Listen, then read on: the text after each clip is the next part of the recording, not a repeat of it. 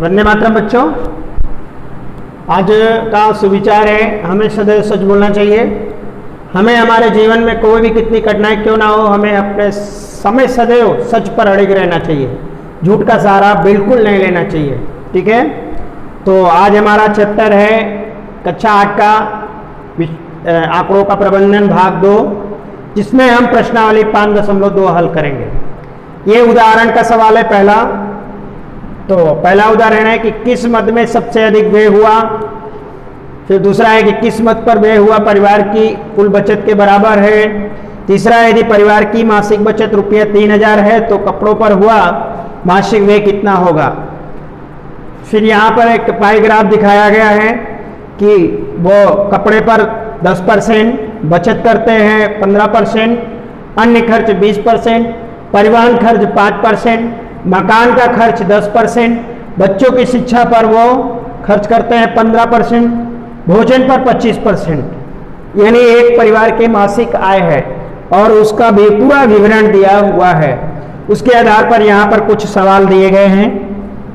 पहला सवाल है कि किस मद में सबसे अधिक व्यय हुआ। तो आप देख सकते हैं इस पूरे ग्राफ में 25% ज़्यादा है, जो कि किस पर है, भोजन पर। तो आप यहाँ लिख सकते हैं कि भोजन पर। ठीक है, भोजन पर सबसे अधिक खर्च हुआ। दूसरा क्वेश्चन है कि किस मद पर हुआ वह परिवार की कुल बचत के बराबर है। तो देखिए यहाँ परिवार की बचत और बच्चों की शिक्षा। तो यहाँ पर हम लिख सकते हैं कि बच्चों की शिक्षा, बच्चों की शिक्षा। ठीक है, तो बच्चों की शिक्षा और परिवार की बचत दोनों बराबर हैं। यदि परिवार की मासिक बचत रुपया 3000 है तो मासिक व्यय कितना होगा। कपड़ों पर हुआ मासिक व्यय कितना होगा। यानी परिवार कितना कमाता है, परिवार जो है एक महीने में 3000 रुपया यानी मासिक बचत करता है। यानी यहाँ पर हम देखेंगे कि जो 15% है, ठीक है, वो क्या निरूपित करता है, 15% निरूपित करता है 3000 को।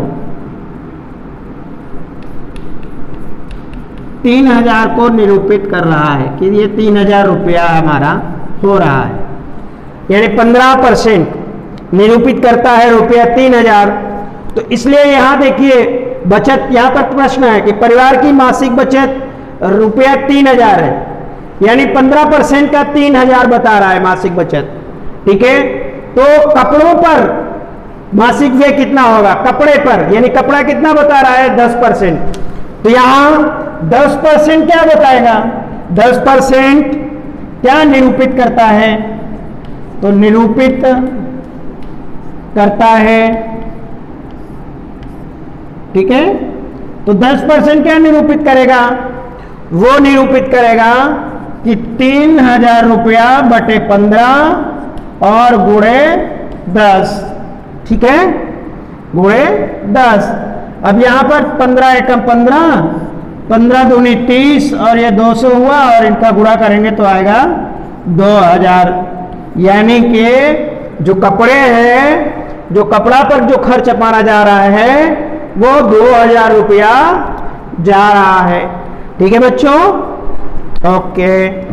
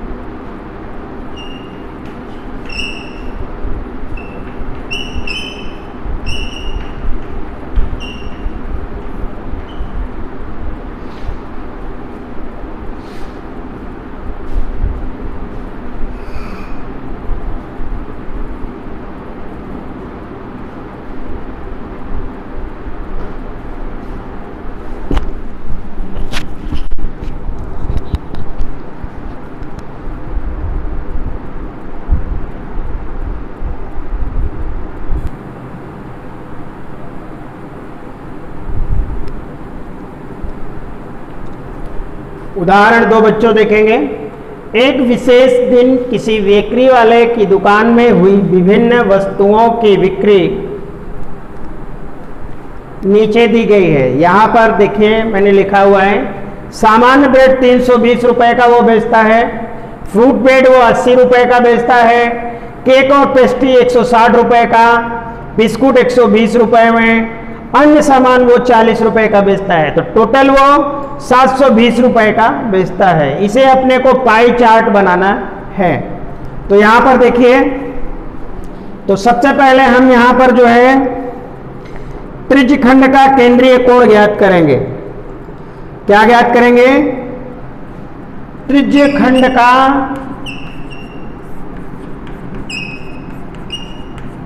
केंद्रीय कोण। आपको पता है केंद्रीय कोण की जो कुल वैल्यू होती है वो 360 डिग्री होती है। और यहां पर आप देखेंगे कुल बिक्री कितनी है, कुल बिक्री उसकी कितनी है, 720 रुपया। ठीक है, तो इसके लिए हम एक सारणी बनाते हैं। पहले सबसे पहले हम यहां देते हैं भाई वस्तु, फिर हम यहां देते हैं बिक्री रुपए में, फिर हम यहां लिखते हैं संपूर्ण भाग,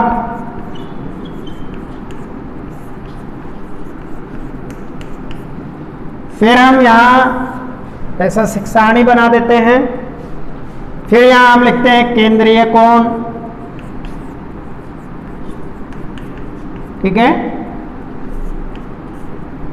चलिए ये हमारी एक सारणी बनी। तो यहां पर सबसे पहले हम लिखेंगे सामान्य ब्रेड,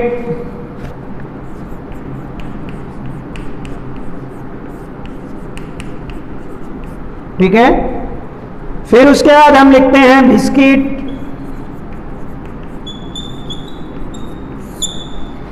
सामान्य ब्रेड अपना कितने रुपए का है, 320 रुपए का, और दूसरा बिस्किट कितना है, 120 रुपए का। केक और पेस्ट्री कितने का है, केक और पेस्ट्री, देखिए केक और पेस्ट्री कितने की है, 160 रुपए की, 160 रुपए की। ठीक है, फिर फ्रूट ब्रेड कितने का है, फ्रूट ब्रेड अपना है 80 रुपए का। फिर अन्य चीजें अपनी है 40 की, अन्य चीज। अब अगर इसको टोटल करिए तो आपका 720 आएगा। ठीक है, यानी अब संपूर्ण भाग की बात करें तो सामान्य ब्रेड अपने कितने के लिए 320, तो यहां 320 लिखेंगे। टोटल हमारा सामान कितने का हो रहा है, 720, तो यहां हम 720 लिखेंगे। और ठीक है, अब हम इसको सरल कर सकते हैं, 0 0, 32 से कम 32, और इसको भाग कीजिए कि 32 और 72 किससे कटेंगे, तो देखो 8 चौक 32, 8 नवा 72, यानी यहां कितना है 4/9। 8 के पहाड़े में 32 आता है और 8 के पहाड़े में 72 भी आता है। 8 का पहाड़ा 9 बार बोलने पे 72 आता है, 8 का पहाड़ा 4 बार बोलने पे 72 आता है, यानी 4/9 भाग आया। अब अगर हमें इसका केंद्रीय कोण ज्ञात करना है तो हम यहां लिखेंगे 4/9 गुणे 360, 360। अब हम इसे सरल कर सकते हैं, 9 एकम 9, 9 चौक 36, ठीक है, और ये 0 यहां पर उतार देंगे तो 4 चौक 16, यानी 160 हमारा ये बना। ठीक है, दूसरा अब हमें लेना है बिस्किट का। तो भाई देखिए बिस्किट हमारा 120 है, तो हम यहां पर बिस्किट का लिखेंगे 120 बटे टोटल 720, इसको भी सरल कर दीजिए। ठीक है, 12 एकम 12, 12 छंग 72, यानी ये आपका 1/6 भाग आया। तो यहां पर लिख दीजिए, इसका केंद्रीय कोण ज्ञात करेंगे तो 1/6 गुणे 360। अब देखिए सरल करना है तो आप इसको देखिए 6 एकम 6, 6 छंग 36 और 0, यानी कितना आया अपना 60 अंश। ठीक है, यानी अपना 60 अंश आया किसका, बिस्किट का। अब केक और पेस्ट्री का कितना है 160। ठीक है, तो यहां लिखे 160 बटे 72 यानी 720। ठीक है, 160 0 0 काट दीजिए, फिर सरल कीजिए, 8 से काटिए, 8 9 72 और 8 दूनी 16, यानी 2/9 भाग। तो यहां पर भी लिख सकते हैं 2/9 गुणे 360, 9 चौक 36, 0 4 दूनी 8, यानी इसका आया 80। ठीक है बच्चों, हमने किसका केक और पेस्ट्री का निकाला तो कितना आया 80। ठीक है, अब थोड़ा सा यहाँ इसको दूसरा निकालते हैं तो यहाँ पर हम मिटा देते हैं। हमने यहाँ सामान ब्रेड, बिस्किट और केक पेस्ट्री तक निकाल लिया है। ठीक है,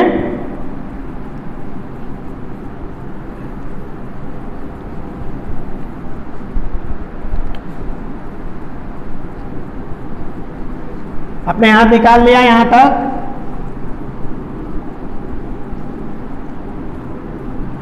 अब हमें किसका निकालना है, फ्रूट और वेट का। क्या, फ्रूट वेट का। यहां पर वस्तु का नाम है फूड, ब्रेड, बिक्री कितनी हुई 80 रुपए की, संपूर्ण भाग 80 बटे टोटल भाग कितना आया बेचने पे 720। इसको सरल कर सकते हैं, 0 से 0 काट दिया, 8 एकम 8, 8 9 72, 1/9 भाग इसकी बिक्री की गई। केंद्रीय कोण 1/9 गुणे 360, 9 चौक 36, 40 आया। ठीक है, तो यानी कितना आया 40। तो अब अन्य भाग की बात करें, अन्य की, तो अन्य का है 40 का, तो 40 बटे 720, 0 से 0 काट दीजिए, 4 एकम 4, 4 8 32, यानी इसका आया 1/18। तो 1/18 गुणे 360 अंश, 18 एकम 18 दूनी 36 और 1 0, यानी कितना आया 20 अंश। अब टोटल हमने ऐसा निकाल लिया। अब हमें इसका जो है पाई चार्ट बनाना है। ठीक है, तो अभी हम बनाते हैं।